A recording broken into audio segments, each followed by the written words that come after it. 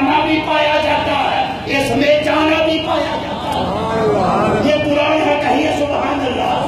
لفظ ہوا کا معنی اس میں آنا بھی ہے، اس میں جانا بھی ہے۔ اب پوچھا بتائیے ہم نجم اذا ہوا تغرق معنی کیا ہے؟ امام جعفر صادق فرمانے لگے کہ نجم اذا ہوا، جس تارے کی اور چمکتے ہوئے تارے کی اللہ نے قسم اٹھائی ہے، وہ تارا کون ہے؟ ہوا محمد۔ کہیے سبحان اللہ۔ ایک وہ نام ہے جڑا سینے میں ٹھنڈ پا دیتا ہے، اللہ اکبر۔ ایک ہو جاتی جسمانی گرمی، یہ نام لئیے تو روحانی گرمی بھی دور ہو جاتی ہے، خون بھی